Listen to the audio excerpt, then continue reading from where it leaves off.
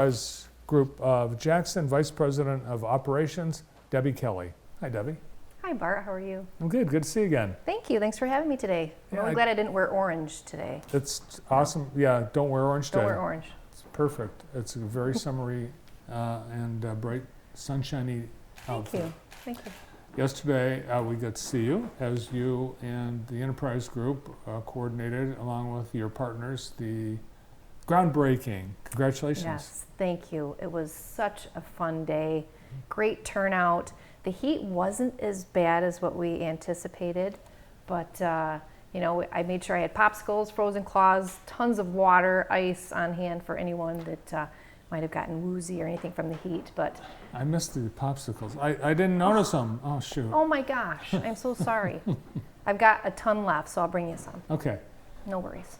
You had all the partners, so many involved in making this happen. Oh my gosh, I'm so thankful for this community. There's so many people I want to thank, from Jackson County to Jackson County Department of Transportation, you know, Charlie and Angela and their team, they're just phenomenal to work with. All of the partners, Blackman Charter Township, their local Development Finance Authority Board, which the Enterprise Group staffs. From Dave Elwell, who's one of our board members, Pete Jancic, who's the township supervisor. He's weed whacking and sweating and helping us with any little detail we needed. Dave as well. And of course, you know, our EG staff was out there working, sweating for a couple of days getting set up. But there's just so many people to thank. I don't even know where to start, really. You know, our investors, JTV, of course, you guys were out there in the heat with us.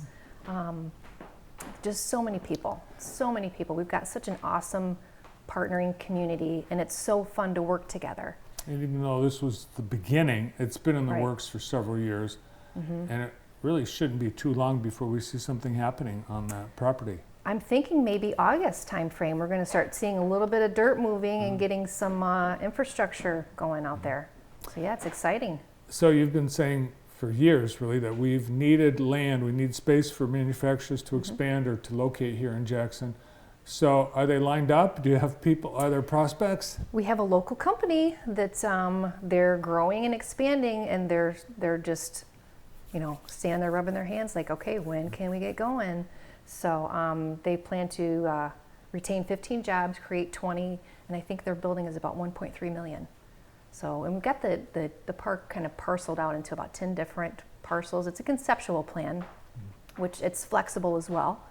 So depending on what the need is, we'll just accommodate for whomever comes to us and wants to, you know, the LDFA to consider purchasing some property from.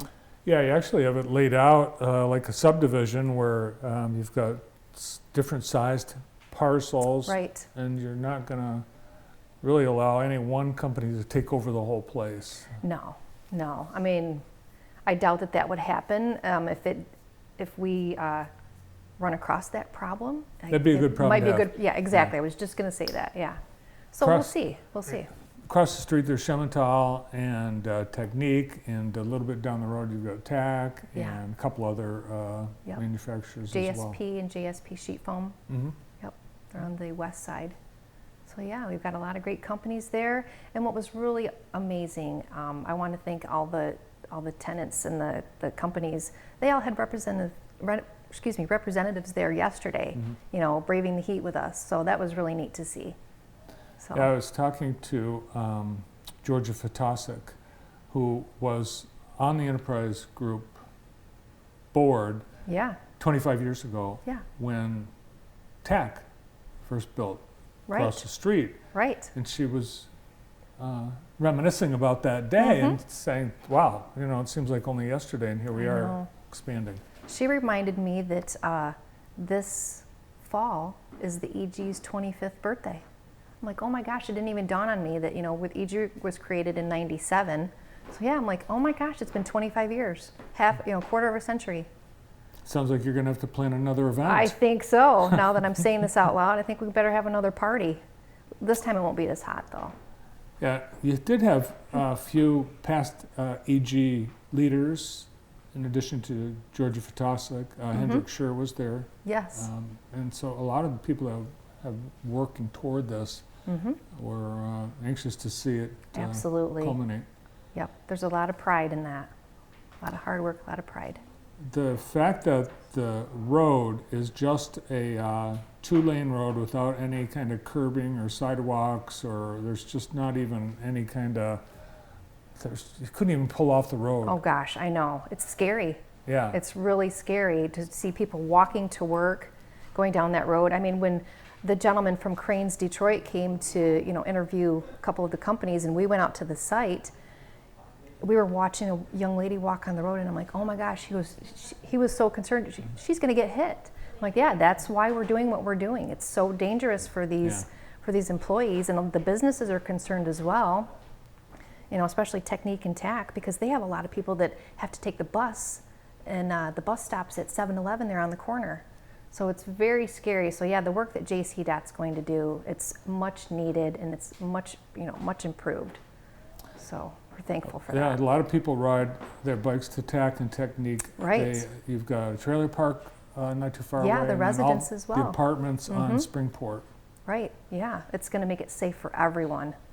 And we're very lucky that we got this grant funding, so we can do that, to keep our pedestrians safe, the residents safe, make it walkable. So yeah, we're really excited. You mentioned Cranes Detroit. They featured Jackson a couple of weeks ago, including this technology park. Right. How does that, for people reading Cranes outside of the area, does that give you connection to potential businesses? Are you hearing from people that are looking at Jackson to move to? Not so much. It's mainly, it's just good marketing, but there are a lot of site selectors and developers that read Cranes. So we're hopeful that someone does reach out to us, in a couple months and say, what's the status of this park I've been hearing all about? So it does give us a lot of exposure. It puts Jackson right in the spotlight. So I'm sure we'll get some inquiries from that. Having shovel-ready land, it's not just JDOT. You've got consumers, and you've got to do water, sewer, Right. internet, all those things. Yep, the fiber, gas, electric, water, sewer, the roadway, all of the infrastructure needs. That's going to be phase 1 of the project. So in the next spring, we're hoping to be completed with phase 1, March, May at the latest. And then the road improvements from Springport to Blackman all the way down County Farm will start happening in spring of 2023.